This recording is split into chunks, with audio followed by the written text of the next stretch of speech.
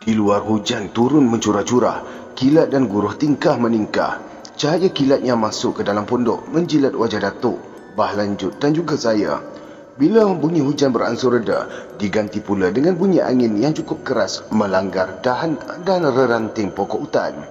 Api pelita melintuk-lintuk mengikut arah tiupan angin. Bagi menyelamatkan api pelita dari padam, Bah Lanjut segera menaruh daun bertam muda di sekeliling badan pelita. Beberapa bahagian daripada daun bertam muda itu dibuat lubang kecil bagi mendapatkan cahaya dari pelita tersebut. Di luar pula hujan sudah berhenti terus. Angin sudah tidak sekeras tadi yang merempuh reranting dan dedahan pokok hutan.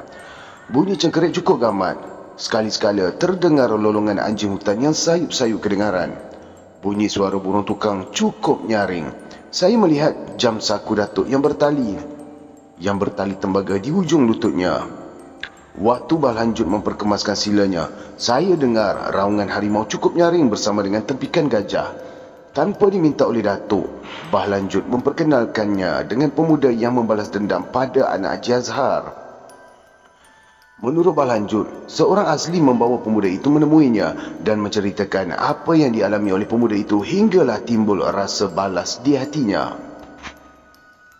Saya ni menolongnya kerana saya fikir yang dia tu telah dihina. Nada suara Bah Lanjut penuh kesal. Datuk tersenyum dan menyuruh Bah Lanjut melupakan peristiwa tersebut. Lupakan jelah tentang tu. Mari kita ceritakan tentang hal lain, ujar Datuk sambil melagakan gigi bawah. Bah Lanjut melunjurkan kedua kakinya. Kulit belakang Bah Lanjut bertemu dengan dinding pokok yang diperbuat dari kulit kayu merbau dan jelutung. Ilmu kita ni bukan untuk merosakkan orang. Ilmu kita ni untuk menolong orang, keluh lagi Bah Lanjut. Iyalah, ilmu kita pun begitu juga, tingkah Datuk. Beberapa ekor nyamuk hutan berterbangan dalam pondok. Melihat saya resah dengan kedatangan nyamuk itu, Bah Lanjut menepuk tangan. Saya lihat nyamuk yang berterbangan itu menuju ke arahnya. Bah Lanjut menadahkan kedua belah tapak tangannya. Nyamuk-nyamuk itu jatuh di atas tapak tangannya pula. Pulanglah, janganlah kacau kami, kata Bah Lanjut. Nyamuk yang berada di tapak tangannya segera terbang menuju ke arah tepi dinding dan terus keluar. Bunyi suara cengkerik di luar pondok beransur kendur. Malam bertambah dingin. 2 kali juga saya menguap panjang. Datuk dan juga Bah Lanjut masih lagi terus bercakap. Mahu ke awak menuntut ilmu pengasih? Kelopak mata saya terasa ringan. Mata saya bersinar merenung ke arah muka Bah Lanjut. Saya mengisut ke arahnya. Kepala lutut saya dengan kepala lutut Bah Lanjut pun berlaga. Cara dia? Soal Datuk. Hati saya cukup gembira. Saya memang mengharapkan Bah Lanjut menurunkan ilmu itu pada Datuk. Dan sekaligus saya akan dapat mengutip ilmu itu. Saya kira ilmu pengasih itu cukup baik untuk saya. Bila saya sudah ada ilmu pengasih, saya bolehlah memilih bakal isteri dan anak dara yang wajahnya cantik dari kalangan orang yang berada. Kalau saya dipanggil untuk temu tugas barang pekerjaan, ilmu pengasih ini dapat menolong saya. Orang yang menemu tugas saya nanti akan kasih pada saya, lalu memberikan pekerjaan, walaupun tidak ada kelulusan. Fikir saya dalam hatilah. Bah Lanjut mengunyah sesuatu di dalam mulut. Saya tidak tahu apa yang dikunyahnya. Ilmu tu saya tak mahu. Bagilah saya ilmu-ilmu lain, ujar Datuk segera tidak langsung membunuh harapan yang bertunas di dalam hati saya. Saya mengeluh dan Datuk tersenyum merenung ke arah saya, bagaikan dia tahu apa yang bergolak dalam dada saya. Kalau awak tak mahu, berikan sajalah pada cucu awak. Bah Lanjut mengemukakan cadangan. Lagi sekali saya lihat senyum Datuk bermain di bibir. Jodoh dan pertemuan ni, malah rezeki ditentukan oleh Allah yang Maha Besar. Datuk menepis cakap Bah Lanjut. Kan kita disuruh berusaha. Bukan dengan cara tu Tok Batin. Lagi pula ilmu pengasih ni banyak buruk baiknya, terutama kalau terlepas ke tangan orang muda. Tujuannya kan baik. Memanglah tujuannya baik. Tujuan baiknya tu sebenarnya sikit sangat.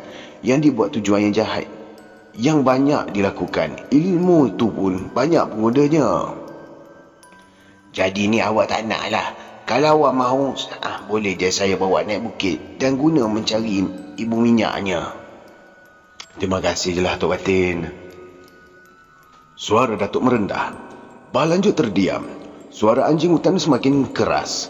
Bunyi burung hantu dan jampuk bersaut-sautan di puncak bukit. Sesekali saya terdengar bunyi orang berjalan di bawah pondok. Malam pula bertambah larut. Datuk bangun lalu membuka pondok. Datuk terkejut. 2 tapak juga dia berundur ke belakang.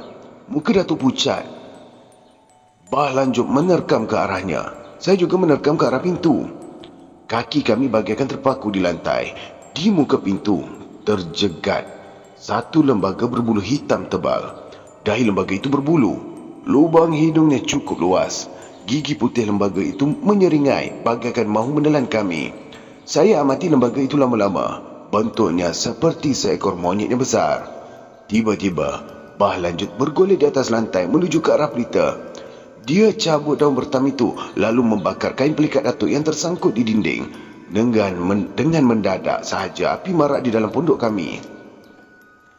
Dan lembaga yang berdiri di kaki tangga itu bersuara bagaikan suara beruang jantan yang tercium buah kelubi. Lembaga itu mengawang-awangkan tangannya ke kiri dan ke kanan. Kemudian lengannya yang berbulu itu menutup kedua belah matanya. Lembaga hitam itu menjerit dengan sekuat hatinya lalu menendang dinding dekat pintu. Dinding yang dibuat dari kulit kayu itu runtuh dan pecah berkaca. Lembaga itu melompat ke tanah dan diikuti dengan bunyi kayu tangga yang patah. Lembaga itu pun hilang dalam kegelapan malam yang pekat. Datuk, saya dan Bah lanjut kembali duduk di ruang tengah pondok. Sesudah api yang membakar kain pelikat Datuk dipadamkan. Apa benda ni Tok Batin? Soal Datuk dengan tenang. Bah lanjut terdiam. Dia merenung liar ke kiri dan ke kanan. Inilah masalah yang kami hadapi sekarang. Bisik Bah lanjut pada Datuk. Datuk anggukkan kepala macam itik angsa bertemu kawan. Saya resah sendiri. Bimbang benar hati saya kalau lembaga itu datang lagi. Saya harap awak boleh menolong kami dalam hal ini. Bah lanjut menyuarakan hasrat hatinya. Datuk merenung lantai yang terbuat dari bulu itu. Bah lanjut nampak resah. Sesekali dia memperbetulkan parang yang tersangkut di pinggangnya. Benda tu dia cuma takut pada api saja. Sambung Bah lanjut dengan rasa yang kesal. Dan barulah saya faham kenapa waktu tengah hari mahu jatuh di kaki lantai, orang asli membakar kayu besar yang dilonggokkan di sekeliling rumah mereka. Api itu dibiarkan menyala hinggalah ke subuh. Bah lanjut berjalan ke hulu ke hilir di dalam ruang pondok. Berhenti dekat bendul pemisah antara ruang tengah dengan dapur. Dia duduk dekat dengan bendul itu sambil menakik-nakik kayu bendul dengan parang kontoknya. Datuk hanya memperhatikan saja tingkah laku Bah lanjut. Dari gerak-gerik itu, Datuk dapat meramalkan bahawa penduduk orang asli di situ amatlah merasa resah yang tidak menentu.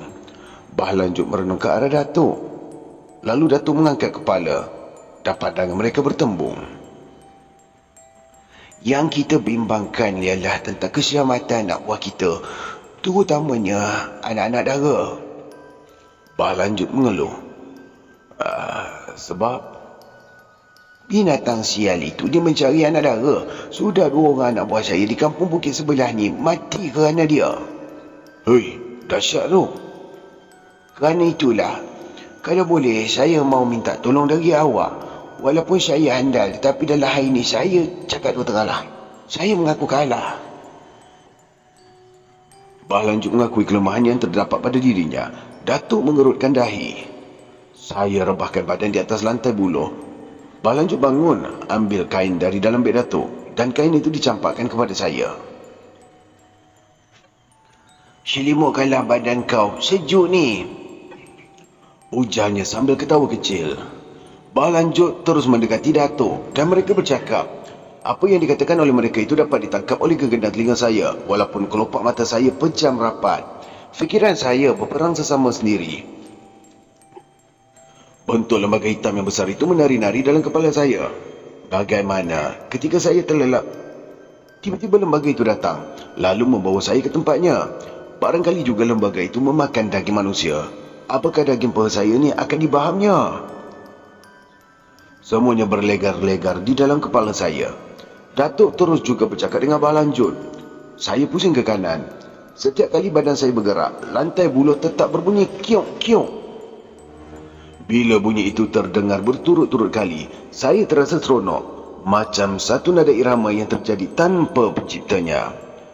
Bah Lanjut memberitahu Datuk, lembaga hitam itu sudah 2-3 kali masuk ke dalam perkampungannya. Malah satu ketika, anak buahnya hampir berjaya memberkas lembaga itu dengan mengepungnya. Namun lembaga itu berjaya menghilangkan diri dengan berpaut pada dahannya meranti yang condong. Menurut Bah Lanjut, setiap kali lembaga hitam itu datang, mesti akan diiringi dengan bunyi burung hantu ataupun salakan anjing hutan. Begini sajalah, esok kita cari kesan tapak kaki dia ya. Datuk memberi satu keputusan yang muktamad. Dan Bah Lanjut bersetuju dengan cadangan Datuk itu. Nak cari sampai ke mana? Soal Bah Lanjut. Sehingga manalah yang boleh kita cari? Balas Datuk. Bah Lanjut menganggukkan kepala. Mereka masih lagi terus bercakap. Dan genggaman telinga saya sudah tidak mampu menahan lagi mendengar perbualan Datuk dengan Bah Lanjut. Saya terlelap.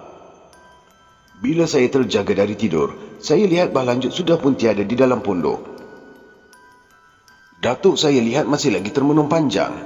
Malas saya mahu menyuruh Datuk tidur. Saya kira dia sedang memikirkan sesuatu. Saya pun tidurlah kembali. Dan pagi itu, ketika sembahyang subuh, Datuk terus mengajak saya mandi air embun. Pagi di perkampungan orang asli ini cukup mengesankan. Saya melihat matahari terbit di puncak banjaran Gunung Titiwangsa. Kabus nipis berarah menuju ke dada langit. Kicauan burung hutan dan ayam hutan bersahut-sahutan. Selesai mandi air embun, saya membakar ubi kayu dan Datuk memasak pula air panas. Bila matahari sudah meninggi, sayup-sayup terdengar bunyi suara jentera dan pekerja hidroelektrik dan dituruti dengan bunyi ledakan yang cukup kuat. Apa benda tu, Tok? Tanya saya. Diorang tu tebuk bukit nak buat terowong air. Begitulah Datuk memberi penjelasan. Saya melihat ke arah bunyi ledakan itu. Saya lihat ada asap yang berkepul naik ke udara. Selesai makan ubi bakar dan minum kopi, Bah Lanjut datang menemui Datuk. Dia mengajak Datuk menjadi kesan tapak kaki lembaga hitam yang datang ke pondok malam tadi. Boleh. Kejap ya, nanti saya tukar pakaian. Jawab Datuk. Saya dan Datuk pun naik ke atas pondok. Bah Lanjut pula menanti di tanah. Dia memakai seluar pendek kuning, berbaju hitam dengan parang kontut yang tersangkut di pinggang. Sumpit panjangnya tersandang di belakang. Saya dan Datuk turun ke tanah. Sesudah berkeliling di kawasan sekitar pondok, saya terjumpa kesan tapak kaki binatang. Macam bentuk tapak kaki gajah. Mempunyai 4 jari. Saya segera memberitahu Datuk dan Bah Lanjut. Memang inilah tapak kakinya, kata Bah Lanjut sambil menguis dedaun dikelilingi tapak kaki itu. Bah Lanjut berhenti menguis dan dia mengambil sesuatu dari muka tanah. Inilah bulunya, pekik Bah Lanjut sambil menunjukkan pada Datuk. Saya dan Datuk pun merapat kepada Bah Lanjut. Bulu hitam keras itu berpindah daripada tapak tangan Bah Lanjut ke tapak tangan Datuk. Datuk merenung bulu hitam keras itu. Bila bulu itu terkena sinar matahari, warnanya menjadi perang. Datuk menyerahkan semula bulu itu kepada Bah Lanjut. Dan Bah Lanjut memasukkan ke dalam bulu yang tersangkut di pinggang sebelah kirinya. Berpandukan kepada kesan tapak kaki itu, kami bergerak menuju ke arah barat daya. Datuk dan Bah Lanjut menemui beberapa ranting kayu patah yang telah terpijak. 2-3 pokok hutan kelihatan terkulai, bagaikan dirempuh sesuatu. Kesan itu hilang di sebuah lurah yang menghala ke sebuah anak bukit yang dipisahkan oleh sebatang anak sungai dengan perkampungan orang asli. Matahari sudah berada betul-betul di atas kepala. Kerana kesan tapak kaki lembaga itu tidak dapat dikesan lagi, Datuk dan Bah Lanjut membuat keputusan pulang sahaja ke pondok. Datuk memberi janji akan menolong Bah Lanjut mengatasi masalah tersebut demi keselamatan anak buahnya. Dan Bah Lanjut juga memberi ikrar akan membantu Datuk sedaya upaya untuk menangkap atau mengusir lembaga hitam itu. Sebaik saja kami sampai di pondok, 5 orang pemuda Melayu dengan topi putih berbucu depan dan belakang seakan-akan bentuk topi keledar menanti kami. Mereka bercakap sesama sendiri. Apa halnya ni? Tanya Bah Lanjut. Kelima-lima pemuda itu diam. Mata mereka merenung tepat ke arah saya dan Datuk. Salah seorang dari pemuda itu berbadan tegap, berkulit hitam manis menghampiri saya. Awak ni orang asli ke atau orang Melayu? Tanyanya dengan berbisik pada saya. Saya mampu tersenyum. Aneh jugalah rasanya kerana mereka tidak dapat membezakan saya dan Datuk dengan orang asli. Saya orang Melayu lah, jawab saya. Itu Datuk saya. Muka anak muda yang bertanya tadi kelihatan berubah. Dia mengulurkan tangan bersalam dengan saya serta Datuk. Saya Zamri, katanya pada Datuk. Awak ni orang mana? Saya orang Jeram, dekat Kuala Dipang, Kampar. Saya bekerja dekat sini. Mendengar cakap pemuda itu, Datuk mengangguk kepala dan tersenyum. Datuk lalu mempersilakan mereka duduk di atas tunggul kayu di halaman pondok. Bah lanjut sendiri di hadapan kumpulan pemuda-pemuda tersebut. Saya terus duduk di sisi salah seorang anak muda yang berkulit hitam, yang berhidung mancung. Tanpa diminta, anak muda itu memberitahu saya namanya Amiruddin, yang berasal dari Teluk Bahang, Pulau Pinang. Sudah 2 tahun menjadi buruh hidroelektrik di situ. Apa halnya? Tanya lagi Bah lanjut. Zamri bangun sambil meraba-raba batang hidungnya. Kawan kami kena patuk ular di kaki bukit waktu menebas, katanya. Bah lanjut merenung muka Datuk dan menyatakan pekerja-pekerja di situ memang selalu menemuinya jika ada menghadapi kesulitan seperti itu. Kenapa yang tak bawa jumpa doktor? Datuk menghadapkan pertanyaan itu pada Zamri. Bah lanjut menggosok-gosok ulu parang kontotnya. Salah seorang kawan saya sudah pun jumpa ketua, memang mau dibawa ke hospital tapah, tetapi kami terpaksa juga tunggu kereta. Dekat mana kawan awak tu? Datuk mula bertanya. Ada dekat store, tengah tunggu kereta. Bah lanjut membisikkan sesuatu ke telinga Datuk. Kemudian Bah lanjut mengajak kelima-lima pemuda itu pergi ke tempat kawan mereka yang dipatuk. Setelah meredah hutan dan menuruni 2 buah anak bukit, akhirnya saya dan Datuk serta Bah lanjut sampai ke belakang store. Di situ saya lihat seorang pemuda terbaring di atas pangkin. Seorang lelaki berbangsa Jerman berdiri di sisinya. Pangkal paha pemuda yang baru berusia lebih kurang 25 tahun itu diikat dengan kain yang kuat. Lelaki berbangsa Jerman itu meletakkan sesuatu di bahagian bawah paha yang sudah pun diikat itu. Pemuda yang malang itu tidak bergerak. Dadanya kelihatan berombak. Kedua kelopak matanya rapat. Zamri menghampiri lelaki Jerman yang berbadan tegap. Mereka bercakap dalam bahasa Inggeris. 2-3 kali orang Jerman itu menggeleng kepala. Zamri terus juga bercakap. Akhirnya orang Jerman itu menghampiri Datuk. Megatis, ujar lelaki itu. Datuk angguk kepala. Lelaki itu bercakap sesuatu pada Datuk. Saya lihat kelopak mata Datuk pejam dan celik. Dia tidak mengerti apa yang diperkatakan oleh orang Jerman itu. Bahasa yang diucapkan oleh orang Jerman itu terlalu asing buatnya. Ini ketua kami. Dia setuju memberi peluang pada kami mengubat kawan yang malang tu mengikut cara kampung lah. Sementara menanti kereta yang akan bawa di rumah sakit apa. Zamri menjadi jurubahasa pada Datuk dan Bah lanjut. Orang Jerman yang berbadan tegap itu merenung muka Datuk dan Bah lanjut. Bila orang Jerman itu meninggalkan bahagian belakang store menuju ke pejabat kecilnya di bengkel membaiki lokomotif, Bah lanjut memerintahkan Zamri dan kawan-kawannya mencari batang tepus dan pokok pisang karo, iaitu pisang hutan, serta daun langkah yang dengan secepat mungkin. Tidak sampai 20 minit, barang-barang yang dikendaki oleh Bah lanjut itu diperolehi. Pemuda malang di atas pangkin itu dibawa ke satu tempat lapang berdekatan dengan pokok celutung mati dahan. Bah lanjut meletakkan barang-barang yang dikendaki di sekeliling pangkin. Pukul berapa ni? Maafkan saya. Pukul berapa dah sekarang? Tanya saya pada Zamri.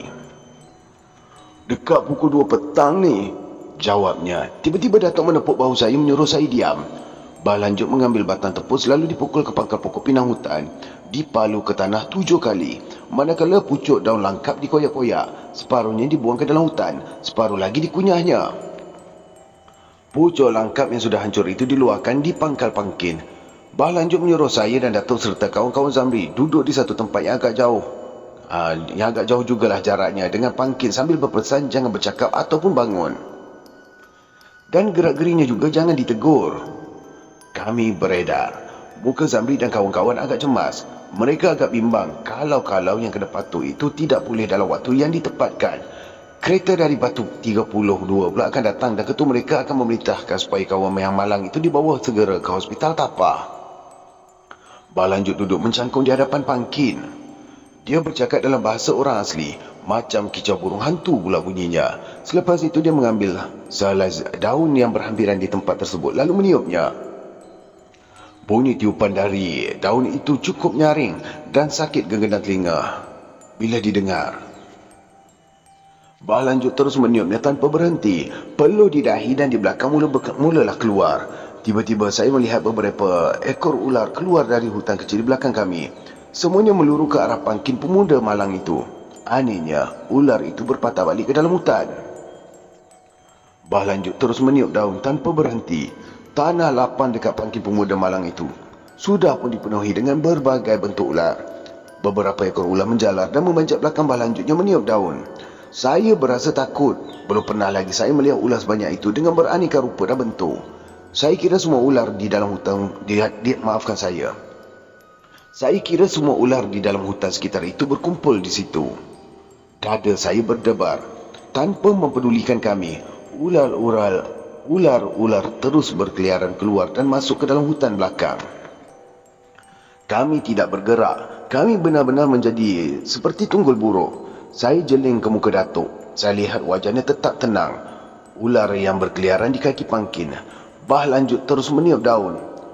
Ular yang begitu banyak di tanah lapang beransur kurang. Kawan Zamri yang malang masih lagi terkapar di atas pangkin di panggang matahari yang keras.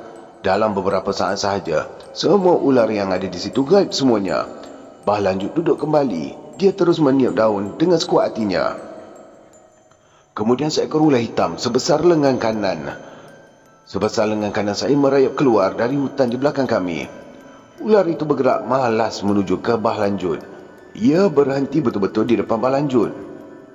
Ular itu pun memanggungkan kepalanya di hadapan muka Bah Lanjut. Kepala Bah Lanjut dan kepala ular itu kelihatan sama parasnya. Ular itu mematuk leher ataupun kepala Bah Lanjut.